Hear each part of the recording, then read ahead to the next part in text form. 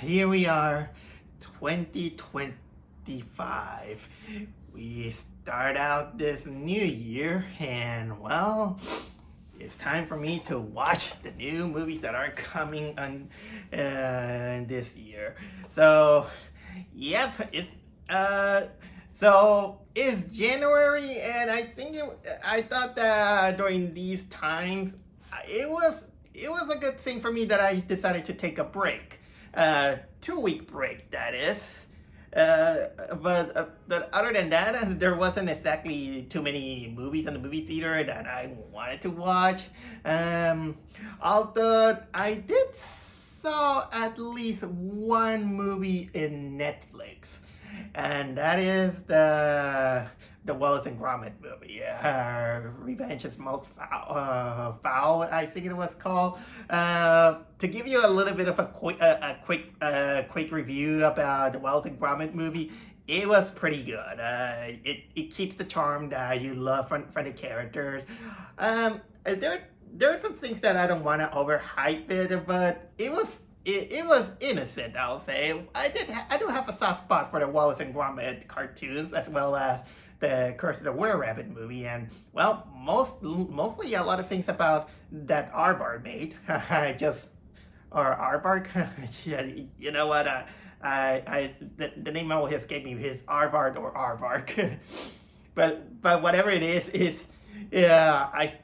There's a charm in these cartoons, so that movie was well, that movie really proved that there's no job that is too small. But other than that, when it's about the movie theater during my break, I know that there were some other movies that kind of seem that piqued my interest.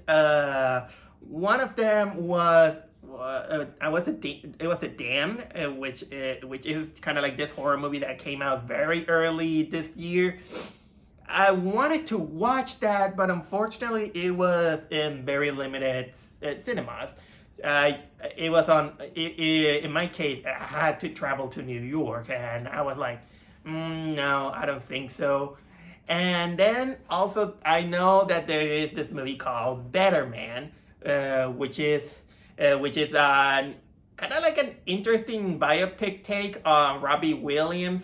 I don't know much about the singer, but they made it a little bit unique in which I heard that the movie it portrays this guy during the whole movie as a monkey. And well, for one thing, despite that this kind of sounds like a very artistically creative choice to tell a biopic, I already said that I don't technically trust these kind of movies because they are, for the most part, they take this creative liberties a little bit too far to the point that it gets marred with misinformation about the subject. And well, let's say that I didn't have a great experience with Arthur the King last year, and that movie really pissed me off. Although don't get me wrong, I'm not saying that I don't hate them all. Like 2 years ago we had Oppenheimer, which that was a great biopic. I actually prefer when biopics are as they get a lot of their facts right, and they don't over romanticize it and all that stuff because this is when you over romanticize or give some certain creative liberty uh, to something that historical or a person in interest, it feels very insulting because other than that, you're gonna get movies like Wired. Okay, but that's another topic. But in the meantime, let's go with the subject of today. You know what? I think I should address a little bit the elephant in the room, or I should actually say the dragon on the room, as you can see right here. It's a toy that I bought, since I love dragons. I think it looks good. It's actually a hand puppet, by the way, a really big one. I give it a name, is a let's say that it's a Christmas present for Spencer because he needed a friend. So I gave him Rockwell. Yeah, I named the dragon Rockwell. Yeah. Well, welcome to the team, Rockwell. Now you're on camera.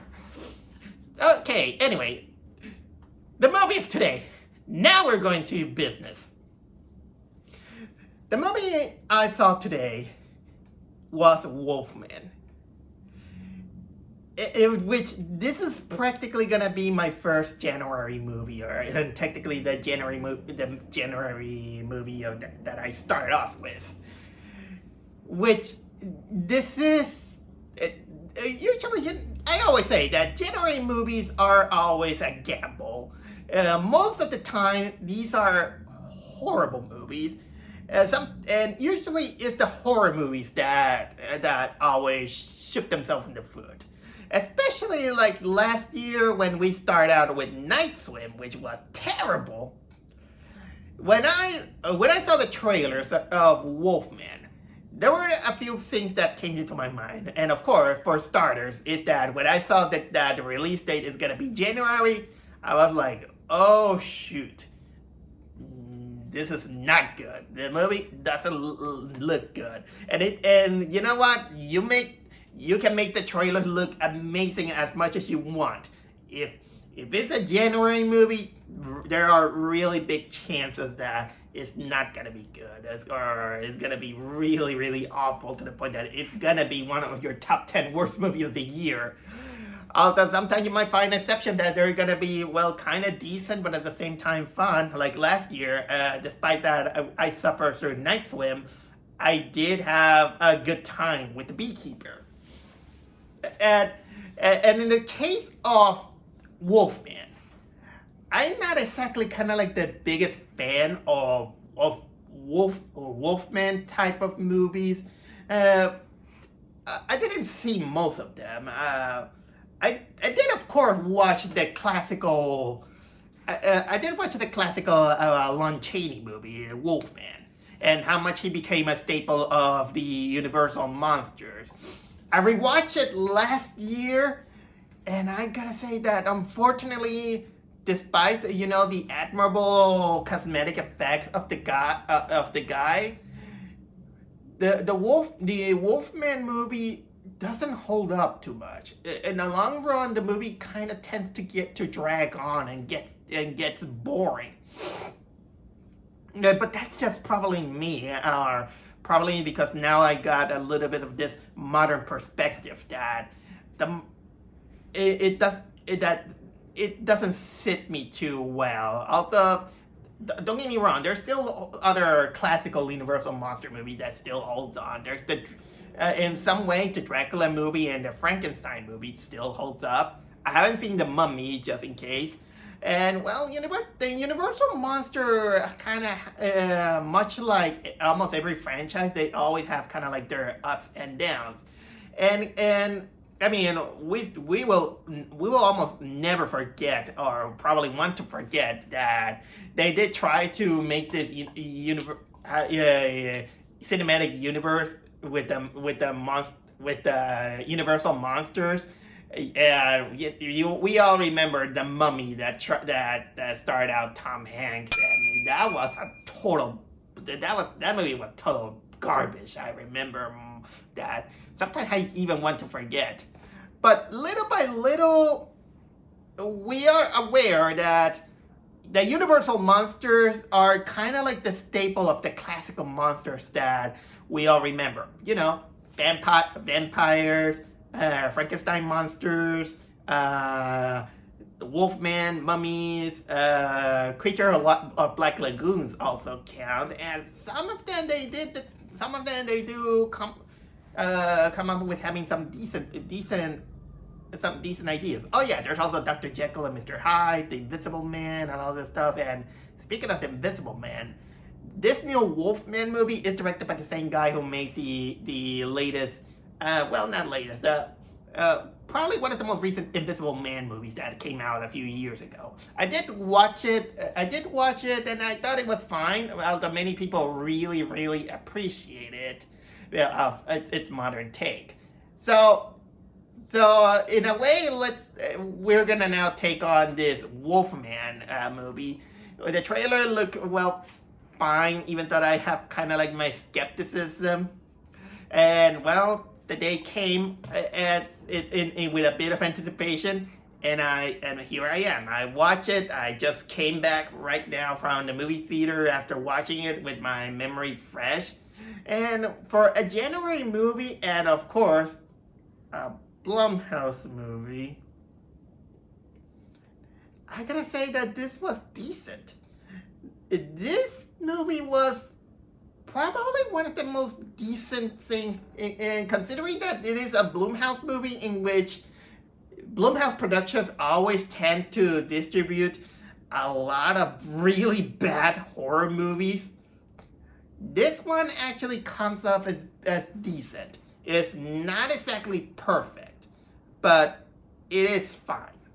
It's just fine.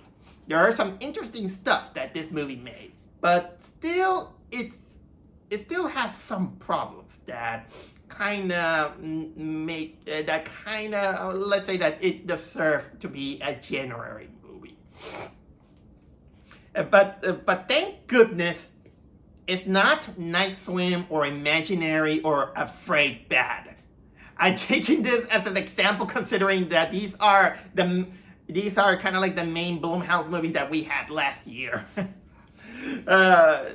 Thank goodness this is one that it felt like it had a good intention, but it has this problem with its pacing and a few hiccups. But you can tell that if it could have been polished a little bit enough, it could have been a little bit of a better movie. But for the meantime, Wolfman, you got off the hook becoming one of the pile of all the Blumhouse garbage that you're gonna get. So let's start with the movie, and I'm sorry if I forget the name of the actors, and I don't have my computer here. I don't want it to turn it on too much. Okay, but here's the plot.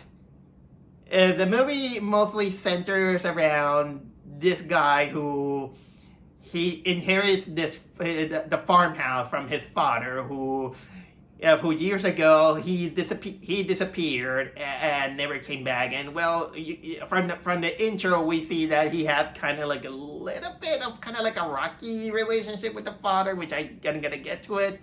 So anyway, he inherits a farmhouse, and he goes to in the middle of a forest in Oregon alongside his wife and daughter. And well, he meets a kind of like a friend of the son of a friend of the father, and then they go a little bit deep into the forest to go to the farmhouse, and then suddenly they get attacked by something feral, in which it makes the car crash, and then it kills off that NPC. Sorry about the sirens. Then they try to escape this creature by reaching the farm, but unfortunately our protagonist, he gets a scratch from that feral creature. And then the movie suddenly turns into this observation of this guy suddenly turning into the title Wolfman, because there's the classical traditional lore in which a wolfman basically is a person who is afflicted with an incurable disease known as lycanthropy, which basically it turns them feral, and their body suffers changes to the point that it'll make it resemble a wolf. Although in this movie, it's not gonna look like a wolf. It's more it is a little bit closer to the Lon Chaney version of a wolfman that it barely has some traits of the wolf. It's mostly kind of like a big hairy guy with sharp teeth. You know what? It kind of still kind of I kind of also begin to remember that there's also the comedic aspect of the movie called Teen Wolf. But I digress. I'm getting distracted. The point is that the movie is mostly it kind of mostly ponders on this guy's transformation and how he begins to affect the emotions of his wife and daughter. And of course, there's that other Wolfman. Yeah, no surprises there. It's still lingering around the farmhouse, and nobody's there to help. The radio is useless, and they have to find a way to get out alive, as well as and there, of course, there's the urgency because the guy is suffering the lycanthropy, and he's well, in his own terms, he feels like he's dying. Yeah, and basically that's the movie. By the way, that's technically the movie. I'm not gonna go too much into details, but you're gonna notice that they're gonna have a lot. How can I say? Of predictable things if you kind of see where these kind of movie goes. I mean, like for example, it's gonna be very typical.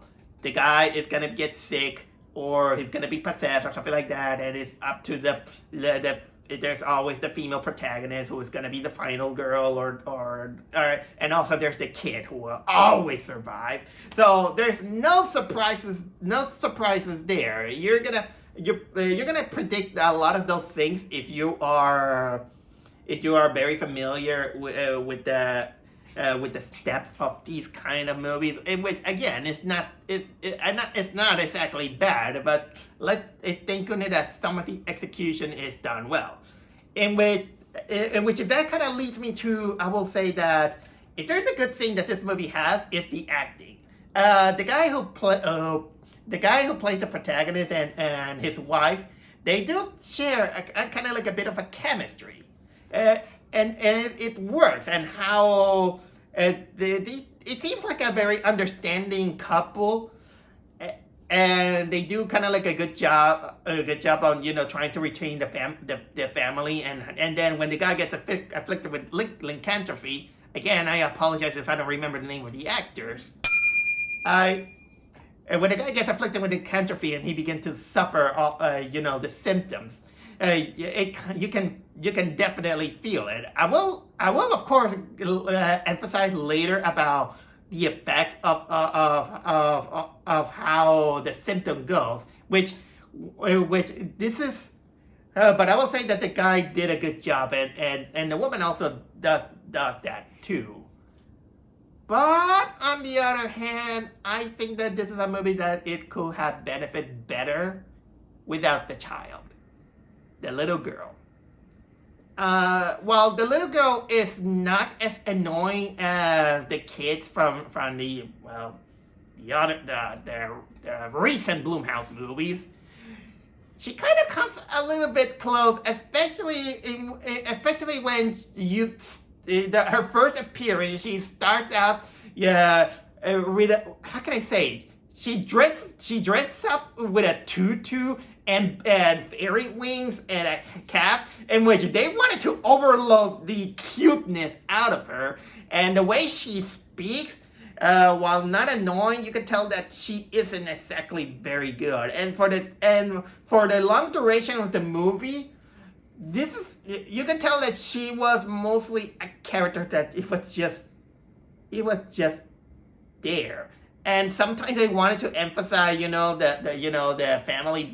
family love, in which she has the connection with the father, in which she's like, I'm psychic, and something cutesy that they just wanted to go, and they wanted to overload a little bit, in which she's like, well, what am I thinking, or something? What are you thinking? And she kind of touched his head, like, because they wanted to play that cutesy moment in which they wanted to play out a little bit. And well, it's not exactly, how can I say, terrible. In my eyes, I find it a little bit kind of like cheesy and hoaxy, and they went a little bit overloaded with the cutesiness, and that kind of makes me think that most movies in which of Blumhouse productions films, they're not exactly very good with managing child acting. As for it, and now this is of course the cinematography, in which the cinematography it has a little bit of a double edge, in which it's not exactly very bright, and the whole movie is very, it's not too bright. It's kind of like grimy, a little bit dark, I'll say, in which for the tone it works, but there were but honestly there was it has some beautiful shots. There's a great beautiful shot about kind of like the prairie, in which you can tell that the director knows where to point the camera. Even though, well, of course there are some other shots that didn't work out. And now this is where I also go to the. Oh yeah, I wasn't gonna say that the movie's weaknesses on the pacing. I'll say, you know what? I'll get to the best part a little bit more later. The pacing of this movie is what may or may not detract other how can I say other people. Uh, Usually slow burn movies are not exactly well thought in the eyes of, well, people who they just want to watch a movie and that's it. A lot of people really criticize Nosferatu's slow burn, but unlike Nosferatu, the slow burn of that one, it had elements enough that it keeps my interest, and that kept me awake. For Wolfman itself, it there were moments in which actually it put me to sleep, and it's mostly the beginning. The beginning, it starts out really, really, really slow, and then it kind of a little bit in the 20-minute mark, in which the pieces begin to pick up little by little by little by little, and this is mostly when the whole metamorphosis starts, which I'll get to that, by the way.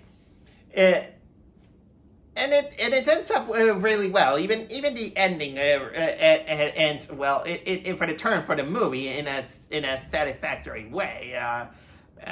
Not saying that it's kind of satisfactory in the way how the movie ends, but mostly on how it is satisfied pacing wise. In which that kind of also brings me a little bit to the point that the movie also kind of has a little bit of those moments in which it's typical, in which it's usually characters making dumb decisions, in which the biggest thing that kind of mostly I have in my head is mostly the intro. The beginning of the movie, we just starts out with the protagonist as a child, and he has this father, and kind of this father is kind of like this hard-on hunter, in which he treats his child like the military. I mean, imagine the movie starts with the kid asleep, and then the father just screams, "Attention!" And the kid just wakes up, and then he makes up the bed like he's in the army. And well, also comes up, with a dumb moment in which they go hunting, and well, the kid separates from her father, almost no good reason. And also it brings the fear on us, in which the scares, well, thankfully it doesn't abuse the jump scares like most bad Blumhouse movie does, but there is one that it felt kind of like foreign. Like I said, when the kid just separates from the father just to hunt the deer and all this stuff, it comes kind of like this jump scare moment, in which then the father just kind of like abruptly, just for the sake of jump scare, go, "Boo! Oh, boo! What are you doing outside? I told you not to get out, or you're gonna get hurt," or something like that. And speaking of which, I wonder if this movie is PG-13, because there's some moments in which it feels like PG-13, but there's moments in which it don't, because this is where I come with the part of the metamorphosis, which it also goes with it. Now I go with the best part, I would say, because if there's a lot of people when they go to see these Wolfman movies, the biggest highlight is always going to be the transformation. This one, the transformation is basically the whole movie, and I gotta say that it takes some interesting things in which we not only see the perspective of someone who is suffering watching someone doing the transformation. The movie actually decides to share that we as an audience begin to see the point of view of the guy suffering of lycanthropy. Like for example, for starters, it begins to lose its teeth, and then of course it begins to have some shivers. It begins to feel the agony. It begins to lose a little bit of the hair, but once in a while, the movie also put it a little bit into perspective, in which the guy also begins to suffer that his hearing is going to be enhanced. His senses are going to be enhanced to the point that he even going to hear a spider walking, in which for the normal ears of a human, we'll never hear it, but his hearings get so enhanced that he even hears the footsteps of a spider, and also his vision is gonna turn. Well, it's gonna have a little bit of this filter. It's gonna have to kind of like this filter. I know that this one is kind of a little bit typical, that it's gonna see everything kind of like this filter of, I think it was kind of like blue, and people are beginning to see, how can I say, the people are gonna have kind of like this glow on their eye, kind of like bright or something like that. But honestly, the most interesting aspect is that in that vision, the guy really loses his sense of understanding of his fellow humans. In which, during his POV vision, you're gonna see that they're gonna start, that when someone talks to him, they're gonna talk like gibberish, and like it doesn't understand. It go like something like that. I'm like the Charlie Brown, but less goofy. In which this actually kind of gives a little bit of interest that the character suffering of lycanthropy, it's also losing a little bit of itself, to the point that it loses communication with, in this case, his loved ones. But also, let's not forget that this is also a Wolfman movie, in which also we're gonna see, that it's gonna transform. And some of them are, of course, kind of like gritty. Let's say like the wound in which he gets a scratch, it gets rotten. It gets rotted. You see the blood coming out, and you can see that the victim gets, kind of even becomes a little bit of cannibal-y, because he begins to eat himself, like something like that. And of course, it wants to eat. It has the desire of eating fresh meat, and for lack of better terms. And I'm glad that most of the, I don't remember if this movie has too much, kind of has its fair share of CGI, but let's say that the little bit of darkness that this movie have, it kind of takes an advantage on, because the Wolfman, like I said, it's not exactly what you think it's going to turn into a Wolfman. The closest thing I could say is the Lon Chaney version. A little bit of hairy here, a little bit, the nose, or it gets a little scrunchy, the sharp teeth, and he has some feral behaviors. That's usually the best way I can describe this Wolfman, I'll say. And although there is of course a moment in which when it gets to the claws, that one gets a little bit, how can I say, that one actually cringed me a little bit because it kind of reminded me of the point at the moment that I lost I I lost a nail when on my toe because of an accident, and that one gave me cringes a little bit. Well, also the teeth, because you know that I do cringe with everything that has to do with teeth. It, this and like I say, this is technically the highlight that makes this movie. But other than that, I think I already talked enough about Wolfman. I will say that it wasn't, at least for me, this is a decent start of of the year. It and for a Blumhouse movie, well, it's not the worst, but maybe it's because it had a little bit of a more of a competent director who he really decided to take some interesting approach and themes that for an Universal monster, which is of course this movie is also produced by Universal Studios. And well, there's not much I have to say. I mean, things could happen worse.